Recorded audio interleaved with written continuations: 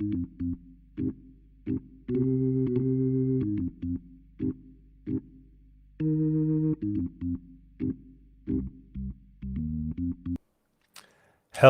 and happy Thursday, everybody. Josh here with On the Wrong Lead. Another episode of On the Wrong Lead Live where we go through all of the weekend's racing. Got a fun little pick five to talk about this week and got the Tampa Bay Derby and some other stakes races at Tampa Bay. Um, you know, I would be remiss if someone did not reach out to me and ask, please have a clip of King Guillermo ready to go for Mark's favorite horse of maybe all time. But we're not here to talk about Mark's favorite horse of all time, but we might have Mark's favorite former On the Wrong Lead person who still covers horse racing content, Mr. Wolf of Oak Lawn, Chase Essems. How you doing, my friend? I'm good, man. Yeah, just living the dream. How are you, sir? Pretty good. I still feel a little bad that we were talking a little bit before the stream, and you're telling me that tired, you haven't been able to sleep, and then you're like, how about you, Josh? And I'm like, I just woke up from a nap. Yeah. Was it a good one? Was it? Do you want to rub it in even more? Was it a super restful nap? It wasn't, dude. It was the type of nap. You ever get those naps where like you're like trying to wake up, but like you're so tired that you can't wake up, and like you're like looking at the ceiling and you're like, I gotta get up, and next thing you know, another half hour, like you blinked and another half hour passed. Yeah, it was one of those. Whenever I have something coming up and I try to take a little cat nap, it's like as soon as I go like unconscious, I have a dream that someone like throws like a basketball at my face or something, and I just go But yeah, man, it's okay. I don't mind you rubbing it in at all. No, actually, that your story reminds me of so like I've been having a little bit of insomnia the last couple weeks, and it's just like the weirdest thing. It's like I'm getting ready to go to bed, and then like I feel like the sleep come over me, right? Like I feel like my body start to just like, hey, flip the switch. And then for some reason, like right before like it's like everything's about to turn off, like my leg just jerks really quickly and I'm like awake again. And I have no idea why the heck that's happening. It's driving me nuts. But I mean, speaking of driving me nuts, Mr. Mark Capitan, also here. Mark, sorry, I know you did not want to be in the middle, so I've moved you into the appropriate position. How are you doing, my friend? I mean, you dunked on me, and there was King Guillermo slander. I mean, what else? What else can I expect to be dunked on for tonight? Well, I'm just following the notes. I'm following the notes. Sheet, it does say Mark catches a stray, and I caught multiples. Yeah. So we've achieved that line of the sheet. So excellent. And Chase, you haven't seen many of these newfangled sheets I've been doing, but the top is basically just copied from week to week. So that Mark stray is basically hard coded into the introduction. So that's fair. I would have things like that whenever I was doing the Notorious OTB in my outline. Here's my Mark stray. You said something about him being nuts. I feel like his head kind of looks like a pistachio when you factor in his beard and everything. Pistachio. That's interesting. Yeah, you kind of see it. I'm using my mouse so you don't see what I'm doing. Like you're like I would have gone more like, I don't know, peanut or something. Does this have Telestrator on it? I don't think it does. I forgot which of the one of the streaming softwares I've given Josh too much power. Had a Telestrator on it. Like that would be beautiful. That'd be perfect. I did see Uncle Sully already mentioned King Guillermo, the Lord Miles of cult heroes. He's not wrong. He ran one amazing race and then proceeded to, consist of the rest of his career of just never showing up. And but that one race was very good to me. Who's lost you more money, or who's lost more money? You on King Guillermo runbacks, or Caleb on Channel Maker? Oh, Caleb, both for and against. By far. It's just the against. The against is really, I think, what killed it. Channel Maker ran more times. Guillermo only ran like 5 or 6 more races. Channel Maker ran like 100 more races, and just to do what he did, which is finish second in like all the time because he was literally hot garbage. Okay, but King Guillermo or Coppola? Ooh. Coppola's probably cost me more money because I was betting bigger on Coppola and less on King Guillermo. Yeah. I feel like King Guillermo taught us all a very valuable lesson, though, which is never fall in love with the Tampa Bay Derby winner. Never. You get that is an extremely important lesson. You're spot on, good sir. Just like once that's done, transaction is over, move on. For some reason, thinking about King Guillermo and Coppola, all I can think about is this last Breeders' Cup when we're at Caleb's house, and me and Mark are sitting there, and we are just like leveraged to the gills. Mark much so more than I am, but we're leveraged to the gills to Citizen Bull in the mile. And Mark and I, the whole week, Mark and I have just been hyping each other up, slamming it. The only other situation I've been in where I've been more hyped to bet a horse was the first time it's the second time I went to Saratoga. I went with Caleb and his dad, and we were in what's it, the 1863? 1863. Yep. Yeah, we're in 1863 with a couple of Caleb's dad's friends, and for some reason, like I supposedly this was dumb luck, but I don't know. This was too scripted for this to happen. But Caleb's dad's friend comes in, and he starts talking about this Wesley Ward horse he saw run once that he just like was enamored with. I think it was Overbore was the name of the horse. It was Overbore. Was it Overbore? Yep, it was Overbore. And because I was in the plebe seats and it was pouring rain, and you guys were in the pretty air conditioned like indoor thing. So go on. Yeah, he's just like, dude, I want to bet this horse so bad. Like I can't wait to see this horse. And then Caleb's like, well, guess what? He's running today, dude. We had that table. Had so much money going through Overbore, like it was ridiculous, and we were all hyped up for it. The horse didn't run a step. I still don't think the horse has run a step since then. I was going to break out one of those foreshadowing things. We are going to mention a Breeders' Cup weekend horse who made me a lot of money on Breeders' Cup weekend, not in the Breeders' Cup, but later in the show. Foreshadowing is the one and only Andrew Champagne says. OG Howdub saying my all-time favorite horse, he only hit once and owes me a bunch, is California Flag.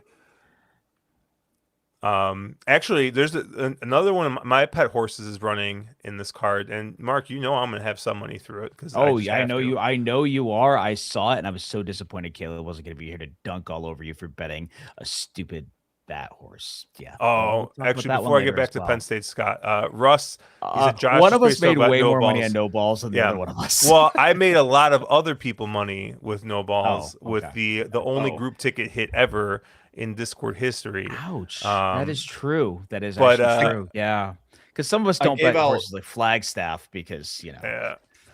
I gave out no balls when he won the turf sprint at Churchill Downs at huge odds on the Sports Gambling Podcast Network, and my phone started smoking and sparking, and I was literally getting messages from like Australia and stuff. It's like, hey, I woke up a couple hours ago, and then I had like a couple $1,000s in my account. I was like, yes, the sun never sets, dude. On my empire of doing people a solid. So my brother bought into the Discord group ticket. And I was watching the race with my brother, and I have never heard my brother cheer like that. Well, actually, I've only heard him cheer I don't think I've ever heard him cheer like that for a horse to win. I've seen him get that loud before, and that's when he was yelling at Carlos Marquez because he thought he didn't ride out to the wire, but my brother was looking at the wrong finish line. It was one of those first finish line finishes. Yeah. And so like Marquez stands up after the first finish line and he's like, Marquez, you lazy ass, what the hell is going on? And I'm like, Fred, it's the first finish line. He's like, oh, okay.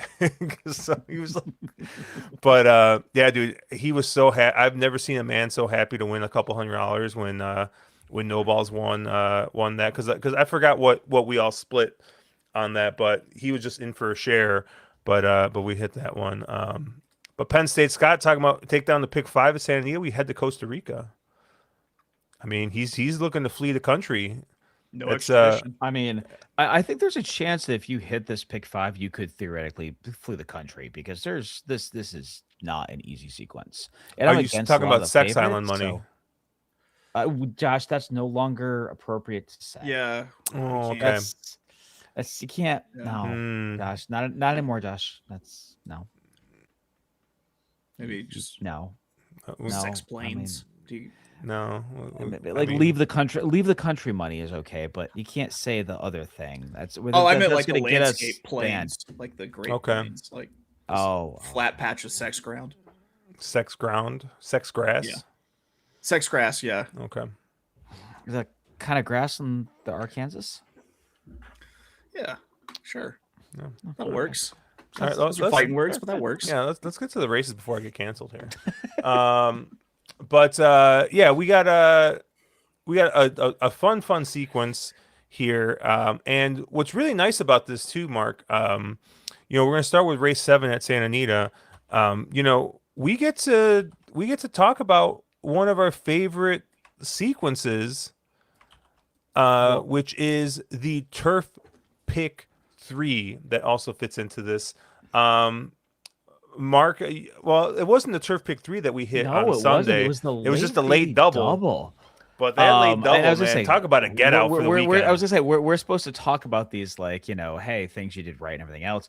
And on Sunday, Josh and I were both very aligned on the late daily double at Santa Anita, and it paid, yeah, like, I don't know, like wheelbarrows of cash, I guess, Yeah. for what it was for a sequence. So both of us slammed it and did very, very, very well. But I think these low takeout wagers, where yeah, I mean, I don't know, throwing out numbers. What I think you were a little over grand. I was 3,500 or something on the late double, for not a lot of exposure, which was very nice.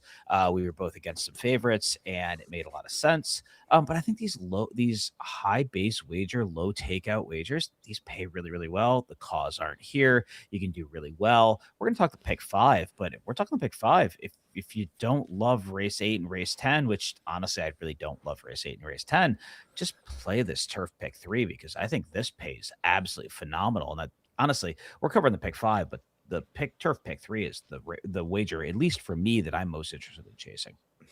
Yep. And obviously, guys, if you're watching, we have the DRFPs up. So check out our friends at drf.com for all your horse racing data needs. And then, yeah, if you guys want to toss anything out, obviously, we're always watching chat if you guys have seen already.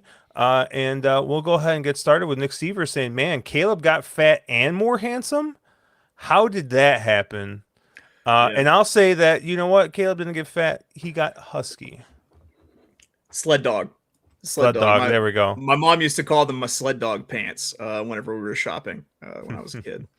Well, we're going to start with race 7. 6 furlongs on the turf for 3-year-old fillies. $70,000 up for grabs. Maiden special weight here.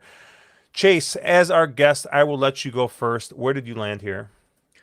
I thought that this was a great race to kind of spread out. I had 4 horses that I'm all just going to use as A's. I'm not even going to worry about B's. And I thought maybe just lean all the way into first time starters in this sequence. So I'll start off with the 4 decisive decision, 12-1. It's out of a really productive turf mare who spit out a couple of good turf runners, has a win earlier in her career. And so far, looking at the stats, these charlatan babies are pretty good sprinting on the turf. So there you see 21%, small sample size, but still pretty healthy, results for charlatan babies. The other one I was looking at it's a pack of 3 here, the 7, 8, and 9. Everything good. Another charlatan baby. Plus, we got John Sadler there, who's just been great with first-time starters. If we're talking about first-time starters and John Sadler, then of course I have to include the number 8 Somerset West as well at 5-1. And then I used the 9 there, High Society. The mare was very successful early on turf, which surprising me is like the half sibs haven't had many cracks on the turf. They hadn't run great, but like they're not even really trying, despite how good Defiant Honor was on the turf. So those were my four. The 4, 7, and then the pack of 3, 7, 8, and 9. Mark, where did you land? Yeah, I think Chase and I ended up on some similar horses here, and I think we both had a similar idea here where this is a race where I want a lot of coverage in, at least, personally. He mentioned the 8 and the 9. I completely agree on both those two horses. Those both make a ton of sense. The problem running into this race is I don't hate the one who is probably going to end up going off his more than 9 favorite. A horse that ran decently at debut, had a little bit of traffic trouble in the lane for Michael McCarthy. Juan sticks aboard this one. And I think that the one could also be a really interesting horse in here. So I think this is the kind of race that you apply a little structure. I thought the sort of 1, 8, 9 were the most interesting horses. And then, I thought there were some prices in here that you could really get behind.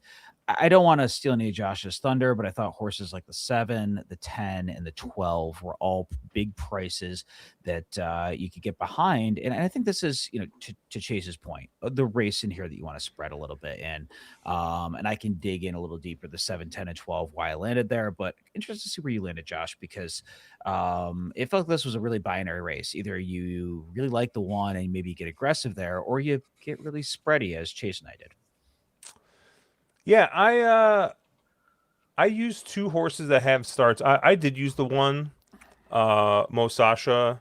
Obviously that race last out.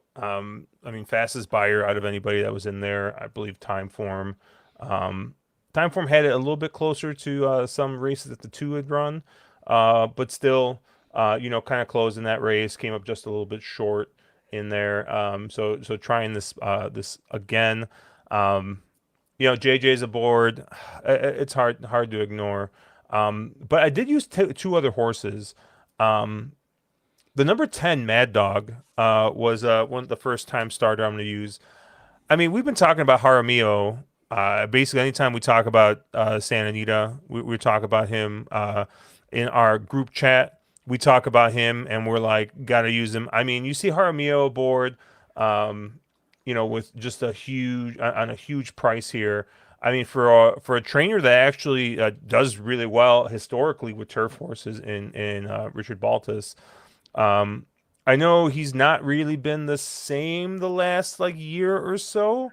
And he's been off to a slow start here, but 14% first time starters, 18% first time turf, and into Mischief and Warfront on the bottom just kind of screams turfy pedigree here. So really interested to see how this one runs. 20 to 1's probably a pipe dream with Jaramillo aboard, but we'll see. And then the number 11, what a star. First time in the U.S. for Leonard Powell. Leonard Powell doesn't really bring a ton over from overseas. I only see 4 in the last couple years. And he's only really 10% first time with him. But you look at this horse. This horse has been working like an absolute freight train since being here, including a 46 4 furlong work last out bullet. But you look back, a bunch of sub 48 works there going 4 furlongs. So this is a horse that's been working really fast. By no nay never. So once again, you just see turf here. And this is a horse that hasn't been able to catch a firm going at all in his 3 starts, or her 3 starts. So maybe coming here to the U.S., getting some firm going, maybe you see a little bit of improvement. So I will be using the one here. Smith on turf. Got it. Okay, cool. This is not the only race I'll be betting Mike Smith on turf. Oh God, Josh. That's right. That's not. Oh Jesus, Josh. Oh no, Josh. Oh no. So so I'll be using the 1 here, and then I'll also be using the 10 and 11. Coming back to chat here. Oh man, Uncle Sully talking about moving to Oklahoma. It's bad. There are choices, and then there are choices. Although I do appreciate Nick Severs going to dinner, and he's going to have the AirPods in, ignoring them. So shout out to Nick Severs and OG there. Yeah, I mean, Josh. Well, first off, it feels like Chase should be contractually obligated to bet the 10 on name recognition alone. But I figured Josh would be behind Yeah, this that's 12. 100% the horse that beats me in this Yeah, race is Mad Dog. and you have to bet Mad Dog. I mean, how do you not? I mean, that is yeah. Yeah. You have an obligation there. But I thought the 12 would be the horse that Josh would be interested in. Demuro, who really rides well for Mandela, but it's a City of Light with Uncle Mo on the bottom end. Turf pedigree, top and bottom, has some really good works. And a horse that looks like that just it feels like the right type of fit here at a price horse. I don't know how you say the name. Josh is probably going to try to force me to say it because I'll screw it up. But Medjugorje? Who Sure, the that sounds heck right. knows? Your guess is I as good as mean, mine there. there's a lot of letters there that don't make any sense, but that felt like the Josh type of horse. I was surprised you weren't here. Yeah, no, I really did think the one looked pretty good, but like I said, I just love this 10 with Jaramillo aboard. So Same, yeah, I like that. I like the 10 as well. anything else here? No, it just felt like a spready race, right? All right, let's move on to the next race. We're going to be going to race 8, the San Felipe Stakes, Grade 2 here. We're going to have 50 Derby points for the winner, 25 for second, 15 for third, 10 for fourth, and 5 for fifth. If they actually got a full field, yes, they did. They got over 5 horses, so they'll be able to get the full points here. Mile 16th on the dirt, 3-year-olds here, $200,000 up for grabs. Mark, where did you land here? Yeah, so I had somebody middle of the week ping me in Discord and said, if So Happy doesn't win this race, how bad are you going to slander his jockey? And I said probably pretty badly. I think So Happy, if you looked at the recent form, is very much the horse to beat in here. That last out fig absolutely jumps off the page at you. Run Happy on the top by a blame dam. This distance should be no problem. And the horse seems to be trending the right way. So, but I think there's an argument to be made here. There's a lot of these are sort of first time going around 2 turns. Obviously, you always like to see how to horses handle that. You don't want to take a super short price. 2 to 1 is a pipe dream. I'm So Happy. You may get even money here. You may get 6 to 5, 4 to 5, 6 to 5 kind of range on this horse. I think much, much, much the horse to beat here. I thought there were some interesting other places to go, but I think So Happy wins this probably 80% of the time. Somebody tell me how I'm wrong here. I'd love to hear it. Do you want to tell him how he's wrong, or you want me to tell him how he's wrong? I'll take a stab at it. I really shouldn't have even gone B here. I think I should have just made a decision between 2 horses if it's going to be the A, who's going to be my single here instead of using both a defensive B. I made So Happy my defensive B here. I think it's Brant. I think if you look at the figures, if you look at what Brant's done, I think this horse can get out front, can run the rest of these horses off their feet, go in 2 turns. I know I'm set up for a straight up other bobbin with the 5 Potenti, with Juan Hernandez up, but yeah, I really just think it's going to be Brant gate to wire more than likely. If we look at it on a figures, just straight up figures standpoint, no one can really hang with them. There's the question of going 2 turns, which I don't think the horse really did a terrible job going 2 turns in the BC Juvenile. I mean, you ran up against a really tough horse in Ted Nafi. So I don't know. I think the Zidane Racing Stables Brant for Bob Baffert, the gun runner baby, I think it's just faster and can run faster for longer. So I think you play Brant there. But I think So Happy makes plenty of sense because there's also definitely a world where Brant does not run them off their feet, and then it's a horse like So Happy that wins. Yeah, I guess my issue with Brant, and again, I went off first, and I thought the board was just wrong here, but maybe I'm not. Maybe a lot of people get behind Brant. I just wonder, the first time went around two turns, I realized it was a 2-year-old. It was in the Breeders' Cup, a lot of question marks there, and a lot of sort of you give him a second chance type things. But it just looked like he was really distance challenged in that race. He kind of backed up late.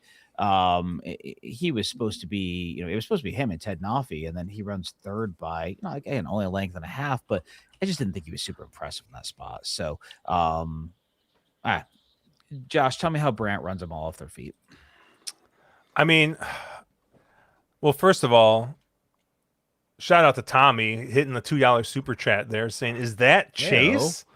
Sup, buddy?" I'm guessing that's the one and only Tommy from Boston. Tommy. Tommy.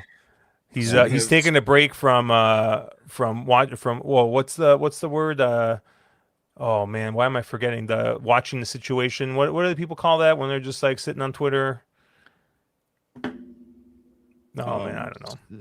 I don't know. He's probably betting on war stuff right now. So shout out for him taking a break. I spent a lovely weekend with Tommy monitoring at the situation. He's monitoring the situation. Monitoring the That's situation. what he's doing. Thank you. Yep. I'm just like over here. Yeah, war room. He's in the war room over there. Yeah, I like. Honestly, this race is the race that makes this pick 5 just a little bit less desirable. Because this is the type of race that is just absolutely set up for just fuckery, right? I feel like you don't use Brant, and Brant runs like he did his first 2 starts and makes us look a fool. Yeah. You use Brant, and then the 6 So Happy ends up just running off the screen. So then you do what Chase did and use both the 4 and the 6, and then a horse like the 5 ends up winning. Right. And then you're just like stuck up a creek.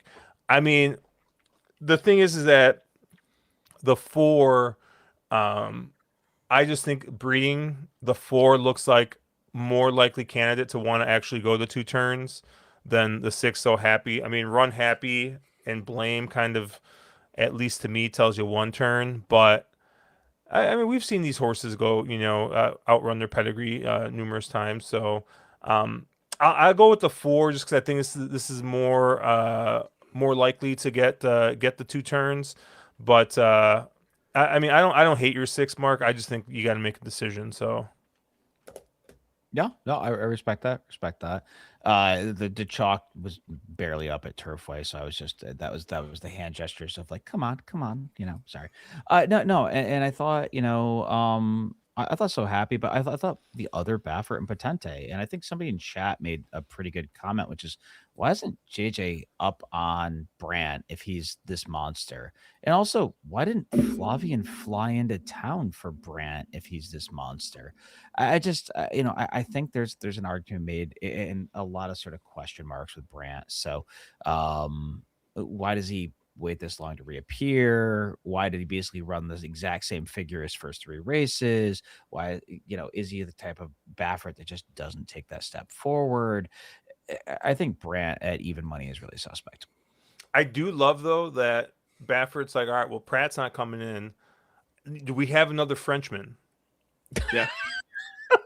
And he gets Flo. He gets Flo. He had right? 2. He doesn't call. He doesn't Frenchmen on the grounds. Yep. He could have chosen. He had a choice of Frenchmen. Yeah, he doesn't call up JJ. He doesn't call up his guy. He doesn't call Kimura, right? Doesn't call Mike Smith, right?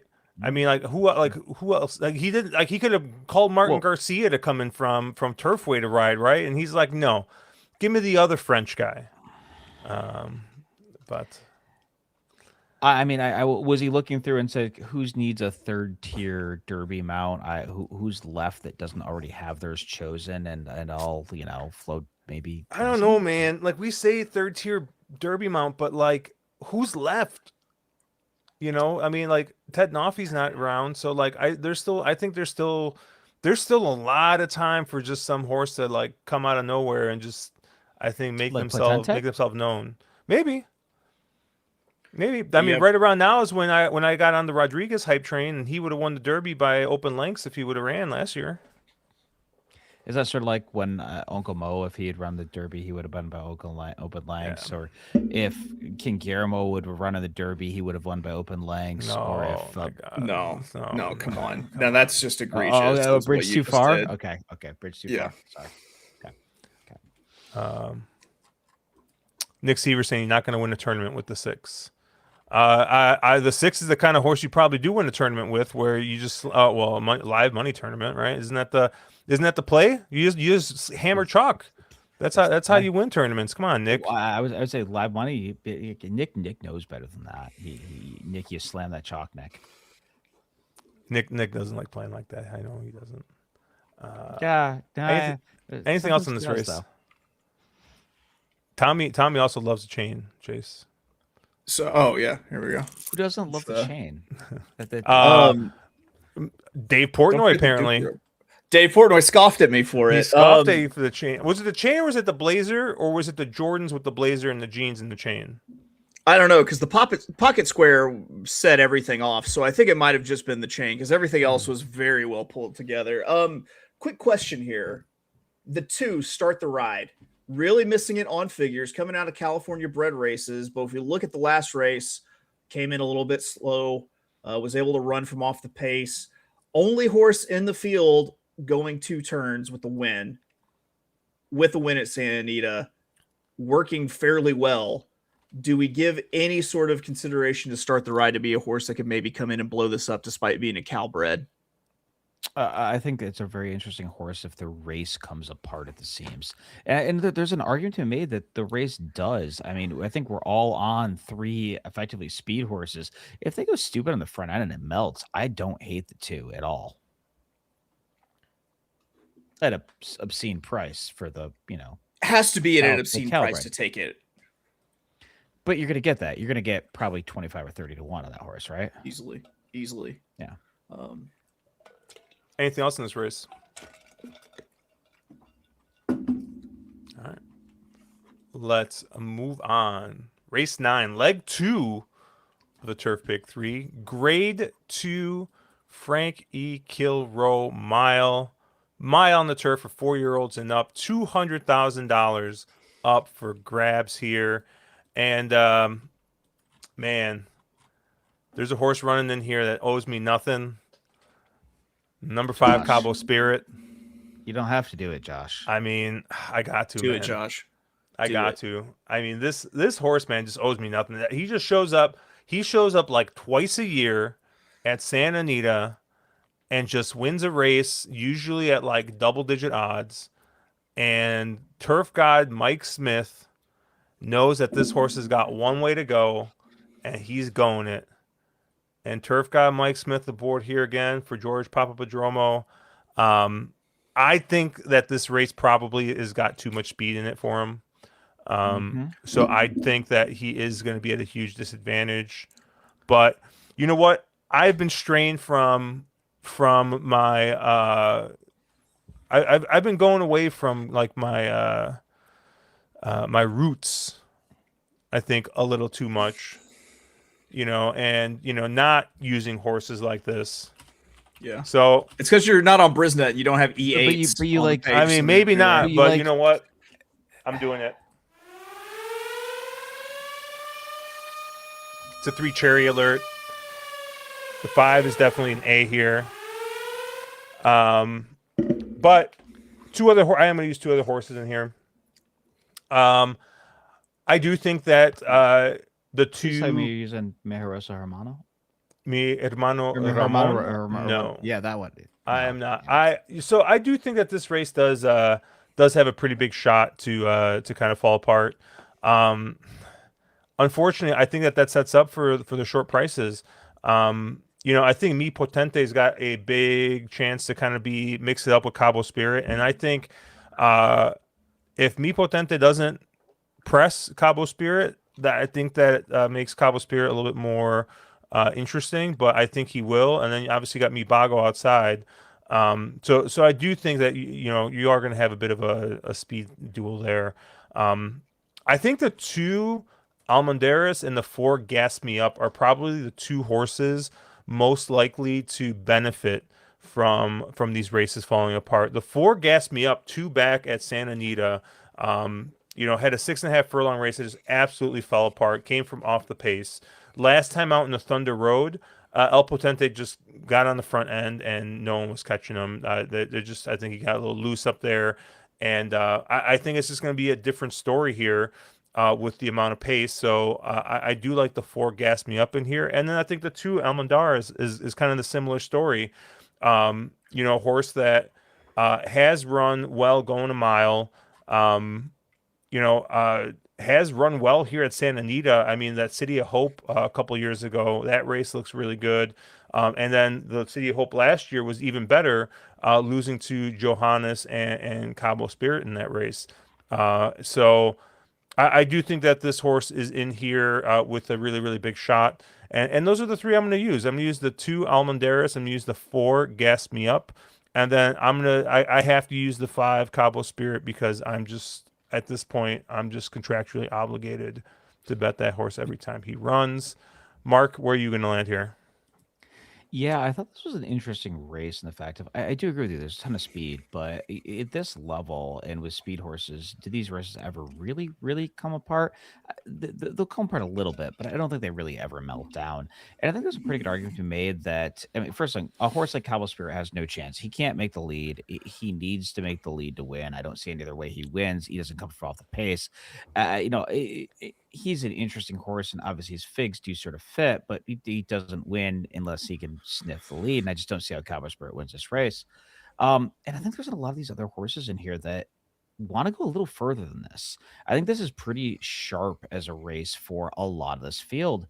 And I just landed on El Patante. I think the 3 horse is much the horse to beat. Probably is a lone A for me in this spot. Horse that is 6 of 9 at Santa Anita, 4 for 6 going this trip, and has never missed a try going this trip. You're getting Barrios, who rides this as good as anybody else, and I think although there is a ton of speed in here, and he probably gets the lead. I mean, he's the inside drawn speed. I think Hector can kind of pay this out in the front end, control the speed, and he's sort of much the horse to beat. There's some other horses in here. You talked about horses like Gas Me Up. And also, I thought the 7 Final Boss from a little bit off the pace was also an interesting horse. But I think El Patante is much the horse to beat, at least for me in here. And I think kind of lone A for me. Chase. When I did my pace projection, I had this as a really hot race. I went and looked at the time form pace projection, and we pretty much agreed that it looked like it was going to heat up quite a bit. I'm splitting them out A's and B's, but I really, in these sort of situations, just want to throw a run style at the problem and take every single horse I think could possibly win. That can come from off the pace, and that left me on 2. Mi Hermano Ramon, the one. It's funny. I saw a meme the other day that was Tupac and then Tupac in a suit, and it said Tupac and Usted Pac, which made me laugh quite a bit. But I don't know. I thought that Mi Hermano Ramon's going to be able to sit just kind of mid-pack, take advantage of the pace setup with that kind of plodding run style. And I love to see that this one can win without the Lasix, run well coming off of layoffs before. Been on the shelf a while, but I like the chances. And then the 4, who we've all kind of jumped all over, the 4 Gas Me Up, who I think is the natural closer here. If things get really hot up front, it's the horse that I want on my ticket, who's going to be flying from the clouds late. I would make these both A's, but I went ahead and judiciously split it out with Mi Hermano Ramon by virtue of price being an A and Gas Me Up being a B. All right. I did see Uncle Sully say there are decisions, and then there's being held hostage by Cabo Spirit. And shout out to Dennis Trusty showing up. Hello, guys. Hope you're doing well. Dennis Shout out alive? to Dennis Trusty. Wow. The inventor of Pepsi and Jose Cuervo. God damn, I remember that. Do you remember that? He was like 12 or something at that time, wasn't It was like, it wasn't just Pepsi, it was cherry Pepsi, I believe. Oh, man. Oh, God. You're like, what are you doing? He's like, I thought those would be better. Oh, child. Oh, man. Oh, no, child, no. It's not. It's Dennis Trusty. That's not really Dennis Trusty because he hasn't called me ugly yet. I had him on my show, and one of the first things he did was insult me and call me ugly. So like I that's a fake Dennis Trusty account. We had him on our show, and he said like 3 words. So, or maybe maybe it was when we were doing Saratoga Daily. I think it was you doing Saratoga Daily. Yeah, Daily was it? Okay, yeah. He was super quiet. Yeah. Anything else? Anything else in this race? I did mention Final Boss. I think Final Boss is really interesting here. If you think it gets a little spicy, I think Final Boss for me is the horse that can come from just off the pace, and this is probably the right trip. So I thought that was the interesting sort of other player in here. All right, we'll go on to the next race. The Grade 1 combatant. Oh, fuck you. That was the appropriate response. The Grade 1 Santa Anita hand. So speaking of your phone, you can't say that name without a trigger warning. Josh, speaking of your phone just sparking, right? Dude. I think the other time it sparked was when Combatant won the big cap, and everyone was just texting you, congratulations, you were the biggest Combatant fan. How much money did you have on Combatant that day? 0. I had 0 of my dollars on Combatant that day. And like I didn't even see all of the race. Like I was able to cut the channel over in the deep stretch, and I saw Combatant come flying out, and this was back when my back was like really bad, and I flew out of bed because I had to use my entire body to fucking hate that horse for just doing that to me. But yes, thank you for bringing that up. I guess we're kind of airing dirty laundry here anywhere with the King Guillermo and the Cabo Spirit and the. Yeah, there was me messaging you. I'm going through our group text, our group message to see. It must have been a different text because I think we must have started a new one. So I got to find the combatant messages. I think you texted me directly. There was no need to sully the chat with other people. You went ahead and just straight up like, hey, did you see what? Yeah, I saw it, Josh. We tried to tell you. We tried to stop you, Dennis. You wouldn't listen. You wouldn't listen, Dennis. You wouldn't. Oh man, Caleb with a good question. Who gets their next win first, Combatant or Tacitus back in 2021? Oh man. Yeah, there's some. Did any of them ever have a win again? No. There's not. Did Tacitus ever win after that again? I don't know how went in 2021. No, he did not. What happened to our first crop of combatants? When do those show up? Poor guy. Ugh. All right, that got dark real quick. Anyways, the Grade 1 Santa Anita handicap going 1.25 miles here. Obviously the one big defection is that the 5 Skippy Longstocking unfortunately got thrown off a flight for being rowdy. Josh, it's gonna happen to you someday. Someday you're gonna get on a flight and be like, I don't want to be here. You're gonna throw a fit, punch a stewardess in the face, and you're gonna get tossed off a flight, just like your boy Skippy. It's because he can't choose his seat on Southwest flights anymore. That's what's gonna do it. Oh God. Chase, where do you land here? He really wants the extra leg room, and he just can't get it anymore, and without paying up, and it just. Yeah. It's fair. I'm getting really cute, Josh. I'm getting just adorable. I'm getting puppies, corgi puppies, and sailor suits with their little fluffy butts. Cute little beagles, like adorable. Later, we're going there. Oh, it's gonna happen. Duh. Because I don't think the getaway car can wire this field. I don't think getaway car necessarily likes the distance. Then I don't think that Just a Touch can win this thing without Lasix. I'm going single A here. I'm going single A. And I'm getting woolly with it. I'm going with the number 1, 8-1, Midnight Mammoth. Might not be able to handle the distance, we'll see, but also show the ability to win a graded stakes race without Lasix, going 1.5 miles back in July of 24, the Cougar handicap at Del Mar. Going to be sitting just off this pace. I think has every chance to run down the 2 horses on the lead that I'm pretty skeptical about. So 8-1, I mean... with Skippy out, maybe we don't get that price, but I love Midnight Mammoth, and I feel like this is a fantastic spot to take a stand, single a horse that's not the chalk or even the second choice, and just say, if if one of those two horses beat me, fine. This thing ended up, might not end up paying shit anyway.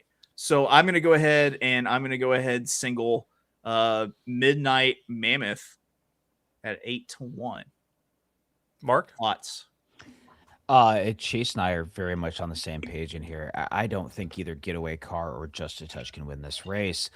Getaway Car is, I think, just super suspect. A horse that, needs a black type stakes at Sunland to get a win. Doesn't win very often, has no Santa Anita wins. And then you have Just a Touch, who, again, is a horse that there's a lot of questions after you win after you run second to back in at Monmouth I don't know 2-5 or whatever the horse was that day, and in Louisiana where the horse was also supposed to win.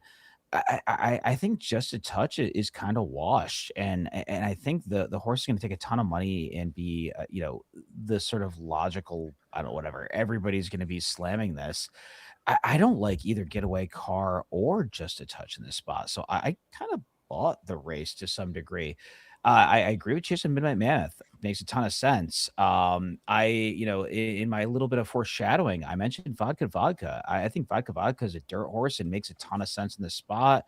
Doesn't need to take a big step forward to be a major player here. And I think also the 6 and the 7 are interesting players in here. British Isles, obviously off the barn switch. A horse that you at least know, at least British Isles is somewhat honest. And then you have somebody like Westwood, and I think Westwood's an interesting player in here as well, again, with the barn switch. So I want everybody that isn't the two shortest price horses in Getaway Car and Just a Touch, who I think are just super questionable.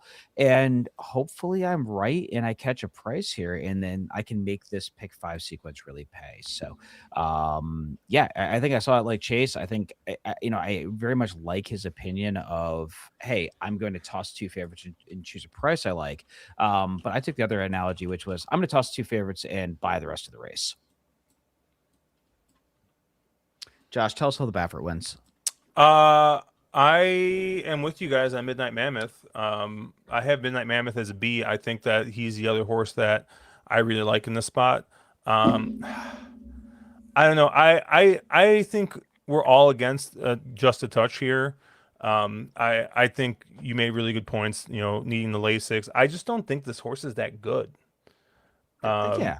And I mean, this horse has not run a mile and a quarter in a very long time. I mean, neither has Getaway Car. He's Nope. not run a mile and a quarter at all.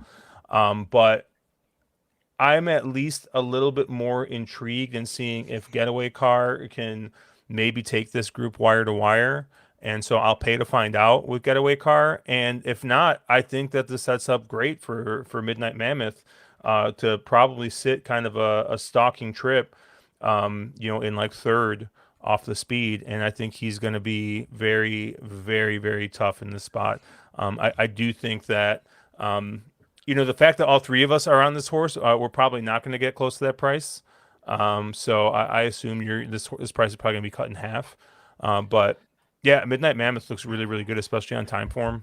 I think that he's going to be he's a major player in here. So I just got the 2 and the 1 in here.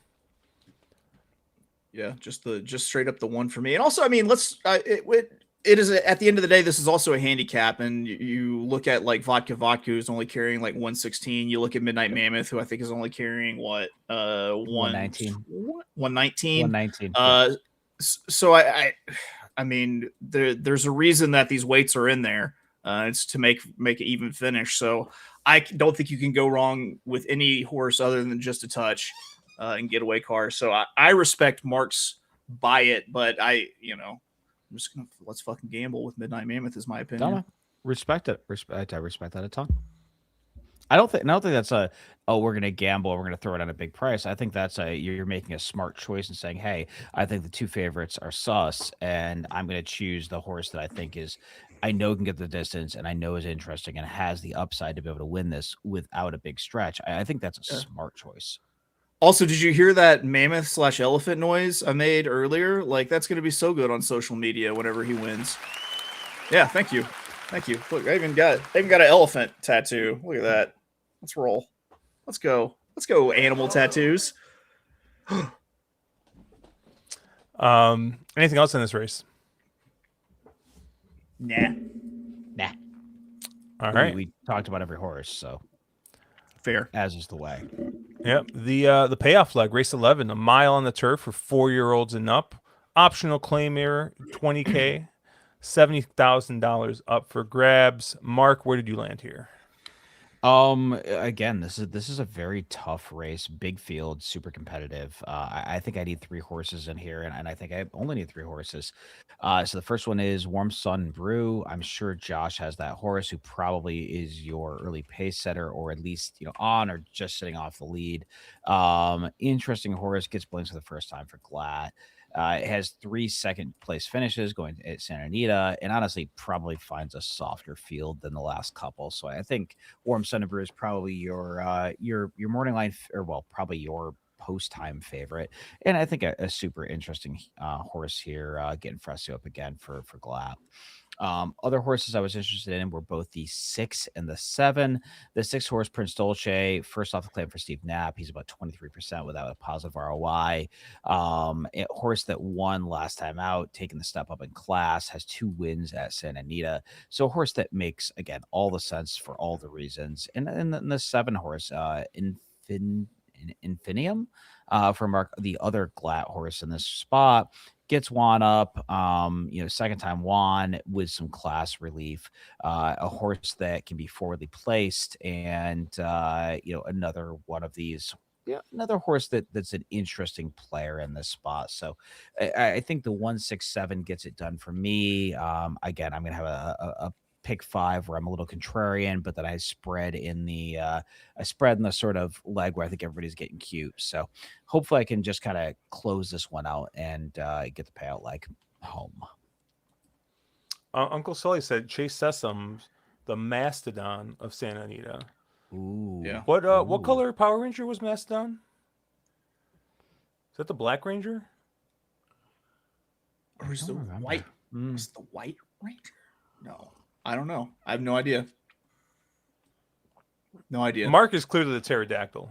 I don't know why, but I just get 100% pterodactyl vibes pterodactyl. from Mark. I'll take that. No issues. Yeah. Chase, where did you land here? So I'm leaning into the crazy shit happens in the last race angle here. And I'm going single A. I would like it to be High Plains Drifter, because that's a super underrated Beastie Boys song with horse racing references in it, by the way. And I'm going to single A, the 4 Keithing Thunder at 15-1. Sure, trying turf for the first time, but listen, whenever you showed the time form projection here where it had 4 just a little bit out ahead, I had 4 actually way out ahead in this race by a couple lengths, setting the pace. And I could see, I smells loose horse on the front here. So I'm going to use him as my A, but then I'm going to back him up with 2 very logical Bs, who you guys both Mark mentioned as his 2. And it's the 1 Warm Sun and Brew and the 7 and Infinitum. Because also when I projected that pace, those were the 2 who are just sitting chilly right behind Keithing Thunder. If Keithing Thunder comes back to the field, they're the horses that should have first run. That makes them the most logical if Keithing Thunder doesn't get out there and run away with it. So that's my play. I wish it was High Plains Drifter. I still wish it was High Plains Drifter here. Chase, You question. Dennis saying I was with Chase last race. Now I think he might be on some drugs. Congratulations, now? Dennis. We're just now sussing that out. Oh, Road Warriors in chat. Check him out. I did see Mr. artist David Barista saying Power Rangers suck. He's wrong. Well, quick question for David: what's worse, Power Rangers or Decatur, Illinois? Well, I'll hang up and listen on that one. We're gonna talk drugs. Talk about an 8er from Decatur. You know what I'm saying? Yeah, in the little pocket of your jeans. Well, I was gonna ask Chase a question here. With Keating Thunder the 4, like, does Mhm. this horse actually make the lead? I mean, this horse first time turf. We know that turf speed and dirt speed are very different things. Oftentimes, horses will show us dirt speed. Just they're not as fast as turf speed horses. Do you think Keating Thunder actually makes the lead, or do you think a horse like the one Warm Sun and Brew may get a little loose and may get may get a little brave on the front end? I think Keith and Thunder does actually make the lead because I don't think that Warm Sun and Brew or Infinitum, they might have a little bit more turf speed, but they seem to want to be a little bit more tactical with it, and they want to hang it those two links off. Like I always try to factor in, like, sure, we have that issue of like turf speed and everything, but I want to Yeah. factor in like what the horses actually do. And for me, I think that Keith and Thunder is the one that's shown like repeatedly that he's the one that's going to be sent. So like I totally 100% like get your concern and get the skepticism, but I do think that that no one else really wants to go with Keith and Thunder, and so he finds himself alone on the lead. Um, yeah, I landed on the one as my lone A in the spot, Warm Sun and Brew. I like the inside draw for this horse. I just think that he's just gonna get a nice trip, I think, in this race on the rail, sitting just off the pace probably of the 4. Or if the 4 doesn't go full send, I think there's a chance the 1 just gets the lead here. So it's my lone A in the spot. Mark, I'm with you on the 7 Infinitum. I will have this horse on many tickets, probably all tickets in the Turf Pick 3. But this just looks like a horse, last out, kind of just ran evenly in there. I think maybe with a little bit more distance, might be able to make up a little bit more ground. JJ stays aboard, which is always a positive. And then I'm going back to the 5, Minister Shane here. Once again, they're trading Europeans. They're trading an Italian for a Frenchman and Rispoli for Giroux in this spot. Um, but I don't know. This is the horse that's got 2 really, really nice figures here, going, here at Santa Anita, and actually 3 really nice figures. So maybe this is a horse that likes the Santa Anita surface. So, I'm going to go ahead and come on to get up. Get up. I'm sorry, I'm watching Oh, this race. stop it, Josh. Josh, no, Josh.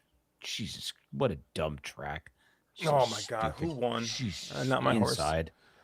You Yeah, I think you you're didn't put 2-1, any actually. body English on that, Josh. You I got did to not put any lead. body English on it. But anyways, I think the five is looks really good in this spot too. So I have this horse as a lone B. So I'm on the 1 as an A, and I got the 5 and 7 as B's here. Please help this 2 get his nose down. Nope. Oh, you got nailed in the inside 3. Yeah, Jesus Christ. that Oh. sucks. Anything else on this race? I saw Mr. Fat Fap win saying cake going the distance, the best starting gate pump up music.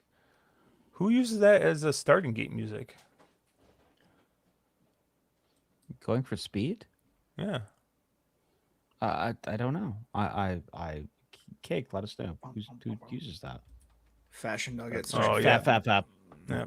They put the 3 up. That's frustrating.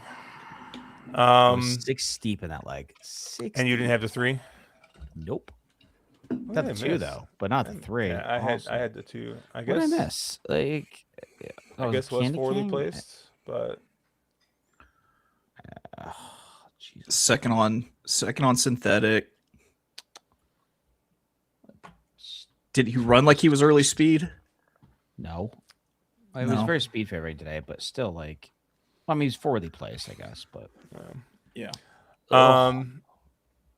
anything else? Anything else on the Santa Anita card in general? I don't know. I think that thing could just chalk out like crazy. Like I It do could. think that it could 100% could chalk out. But I think if you just kind of, if it does chalk out, just say fuck it, it's going to chalk out, and you just sacrifice shitty payouts for the potential of better payouts, and do things like that move with Midnight Mammoth, or some of the other horses that like Mark mentioned that he liked the longer prices, or that Josh mentioned. at some point you got to take a swing. You can't bet all of them. You can't use all the chalk on your ticket because you're just going to inflate the price for no good reason.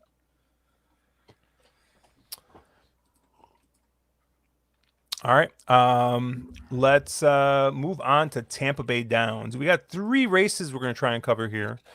We'll start with the Grade 3 Tampa Bay Derby. Mile and 16th here on the main track.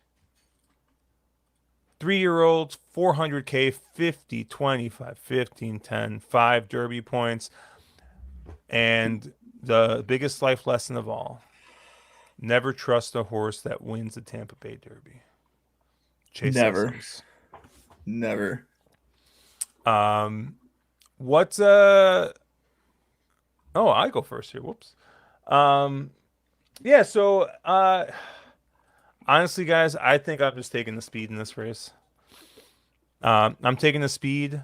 Wait, you're gonna take the speed? I'm shocked. I'm taking the speed horse. I'm taking the speed horse that Irad Jr. is jumping off of. And you're getting a big jock upgrade in Johnny Velasquez showing up for the number 5 power shift here. Yeah, I just think, I'm looking at these other horses. Like, I don't really want anything to do with the 6. Further ado, coming off a bit of a layoff. Right, freaked out on that Keeneland race and then regressed on that race at the Kentucky Jockey Club. Just not really interested in that. And obviously we've seen Soldier and Diplomat like 3 times since then, and he's just kind of run evenly every single time, and he ran 3rd in that race. So I don't know if that race was necessarily flattered. So I really like the 5 power shift in here, kind of taking a new shooter approach to this race. And that's really the only horse I have written down here. I think, Flavian Pratt might be in town to ride this 9 Canaletto for Chad Brown. So maybe that's a signal, right, that maybe this horse is super live. But I'm going to stick with the 5 power shift here. Chase, where do you land? Oh, gentlemen, you've been thunderbucked. I'm going to take a shot with Thunderbuck, number 7, 20-1, because it's the fucking Tampa Bay Derby. Why the fuck not? Why wouldn't I take a shot at some just obscure horse that I don't want to trust for the next day after?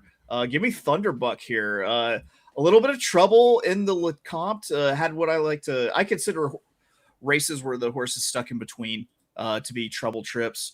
But whenever he broke its maiden, steadied, came off the pace, ran a great race, comes over to Brendan Walsh, who let's see, 19% first time start with the trainer. I really like Thunderbuck to maybe just kind of sit off the pace. The horse has success going 2 turns, unlike a lot of horses in this field, kind of like we talked about with the San Felipe. Big price. You got a local jock who's hitting at 25%. Why not? Why not dream big and Thunderbuck it up?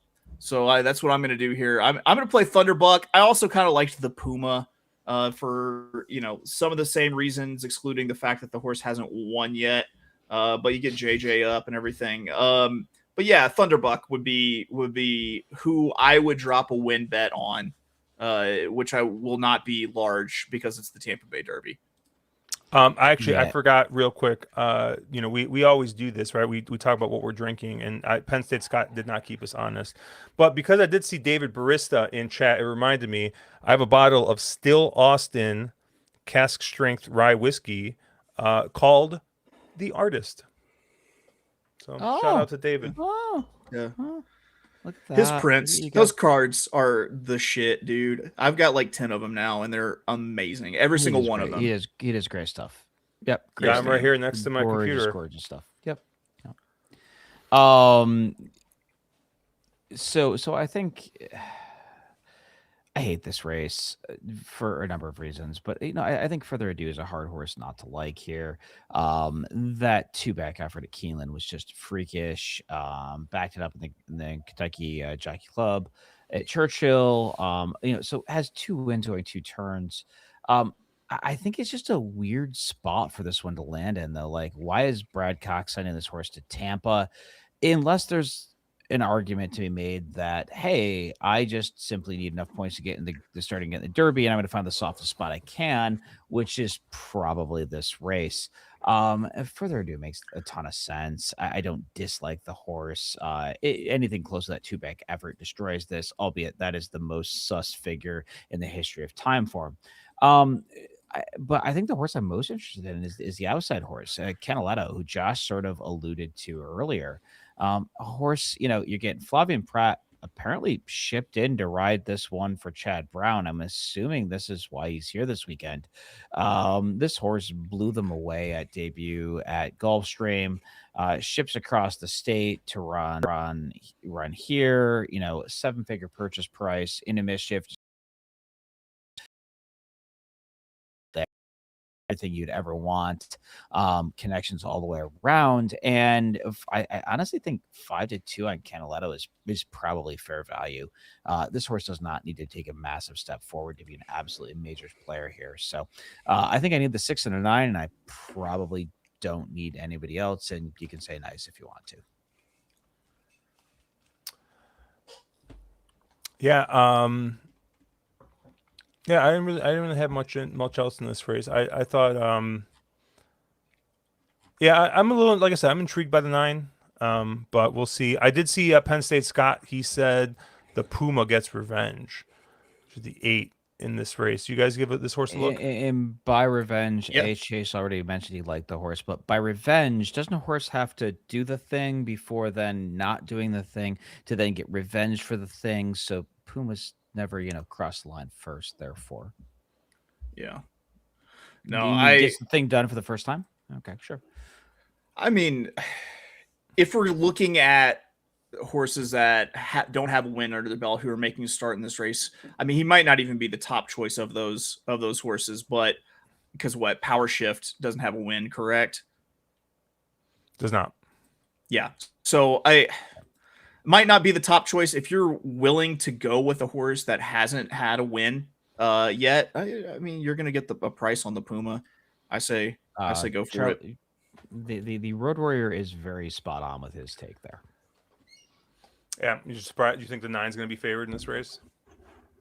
I don't think the 9 will be favored, but I think the 9 should be favored.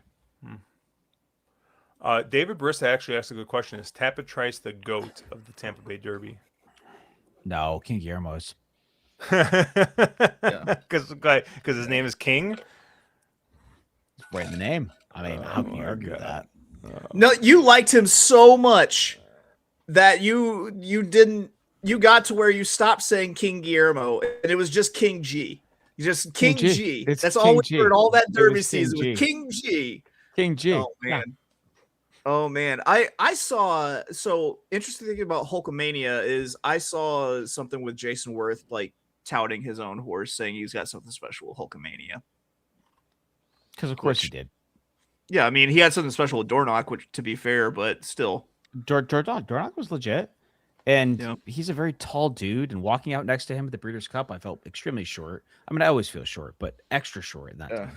So I would cut off some of his hair. I would bring a little scissors in my pocket and just like, snip. He's the horrible thing is I wanted to hate him, but he's a really nice guy. I chatted with him at Saratoga this summer. Super nice dude. Like, just chill. Yeah. Loves horses. Loves horse racing. Good picker of hats. He's got way more hair than I do. He's way taller than I am. I mean, he's everything I wanted to be in life. Really, he just really race 10, the Grade 3 Florida Oaks. Going backwards thing, Josh. This is killing me. Well, because the reason is like these were if we have time races, right? So that way we get the important races out of the way, right? In case we decide to actually take 90 minutes to cover pick 5 like we used to. But now I don't know. We do it in 50 minutes. So. Race 10 here, we're going to be going mile 16th on the turf for 3-year-old fillies, $200,000 up for grabs. Your morning line favorite is the 7 Time to Dream at 5-2. Chase, where did you go here? I liked the 11, Legina, who I thought was going to be sitting just like a great trip right off of the early speed here, and it was going to have just every opportunity to run down the leader in what shouldn't be a really fast early pace in this race. And I thought that was a horse that's towards the front. Patrick Biancone, we got Junior up 7-2. Do we get 7-2? Maybe not. No. But I do think that it's likely. I don't know. You got a Todd Pleasure with Irad.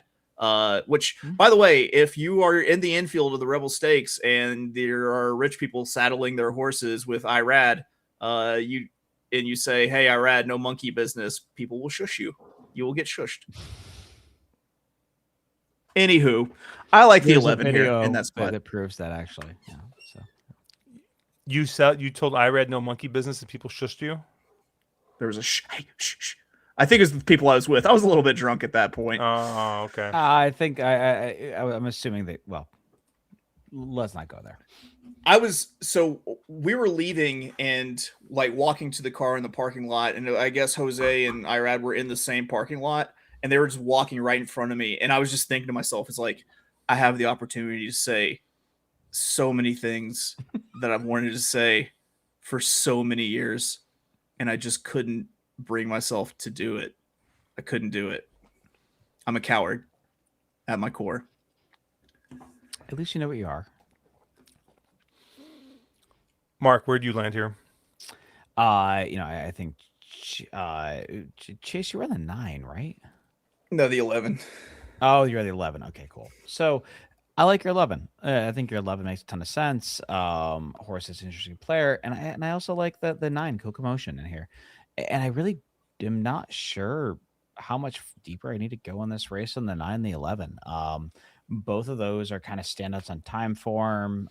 Both are horses that are trending the right way. If you look at the 11, horse has taken 3 consecutive steps forwards on turf. The 9 debuted with a figure that's probably close to fast enough to win this race. So I thought Kokomotion and the 11 were both the 2 I needed in here, and I don't really need anybody else. So not going to get cute. I see this race exactly the same way as Mark does.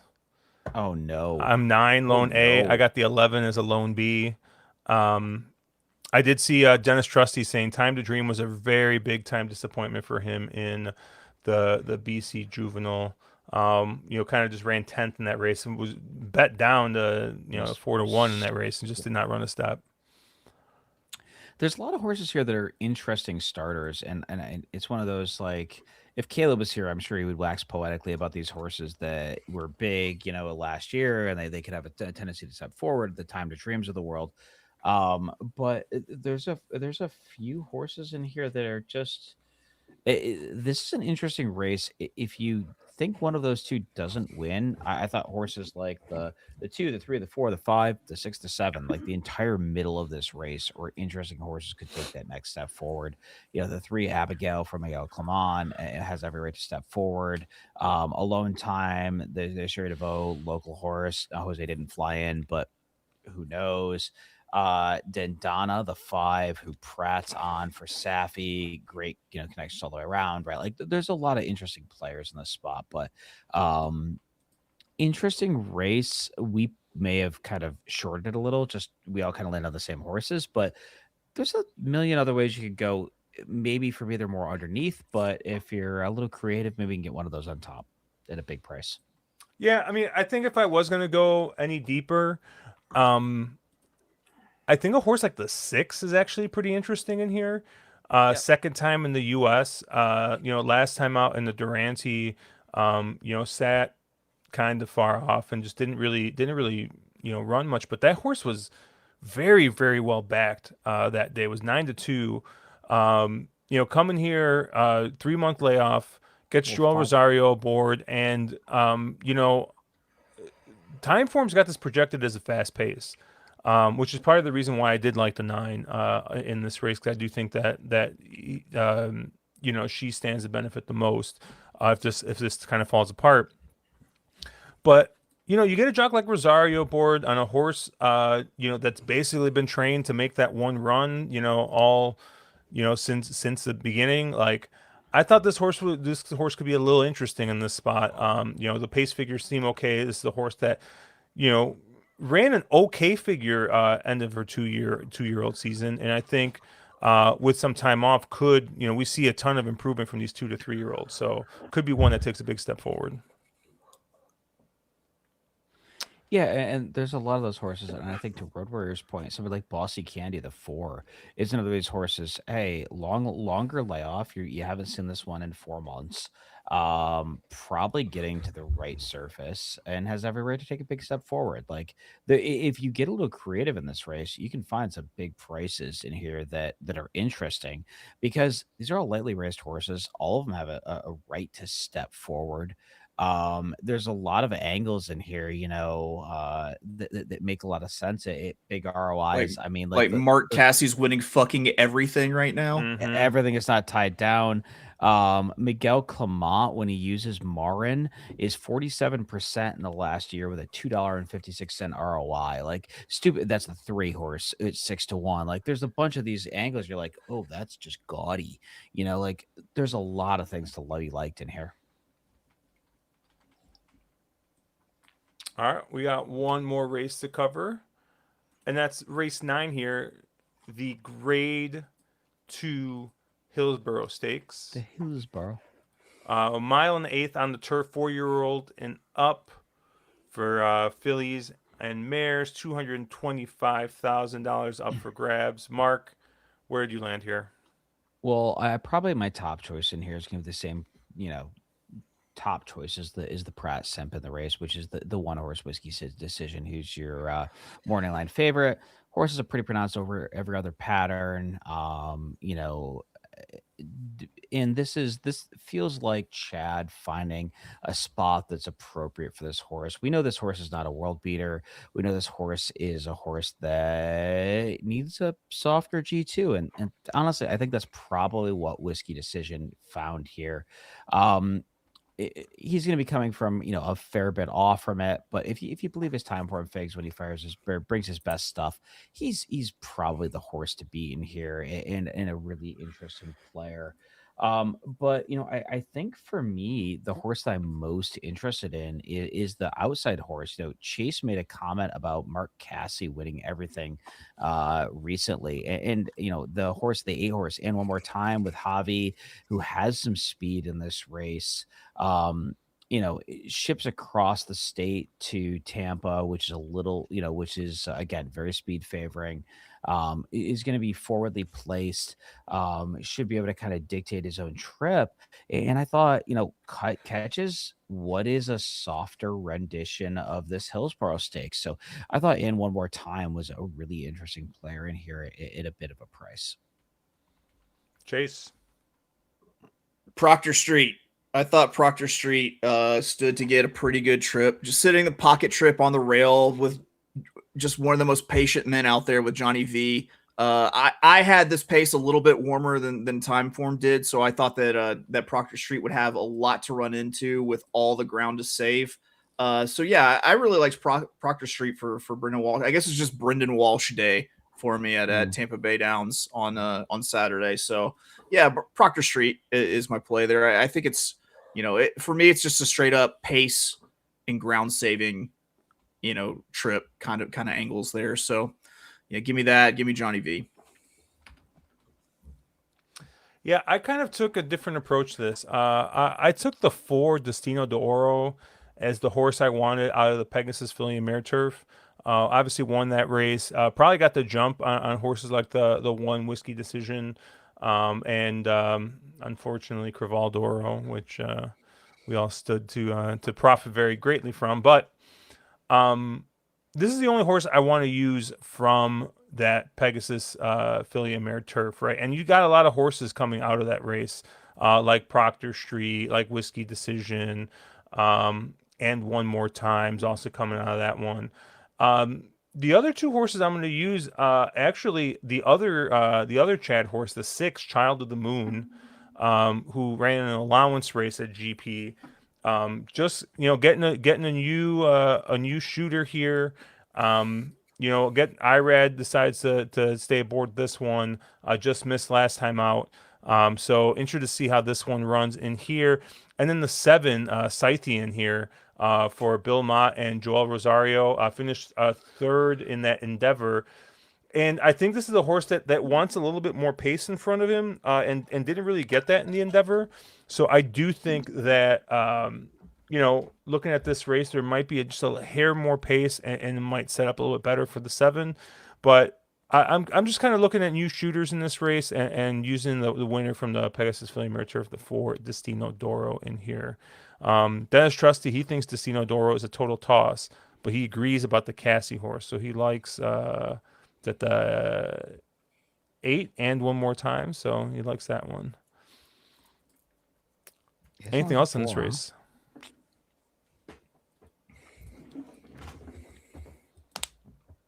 Oh, we went back to big. What the heck? Where?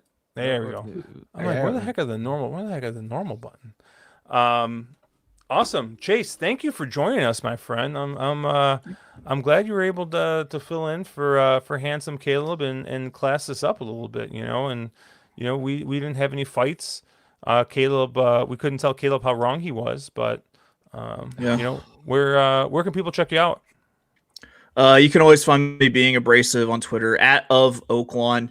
That's OF like OnlyFans, Oaklawn. And then you can check out my Instagram as well at Wolf of Oaklawn.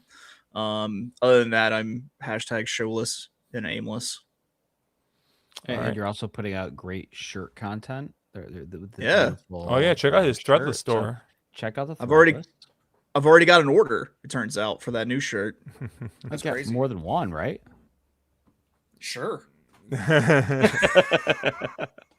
I thought Andrew and I both were digging into the. Yeah. I will say, Mark had a shirt idea I'm working on bringing to life.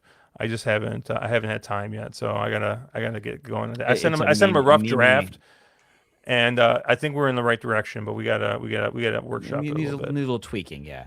We're memeing on Caleb, so anything that memes on Caleb is good. And that's gonna do it for us here.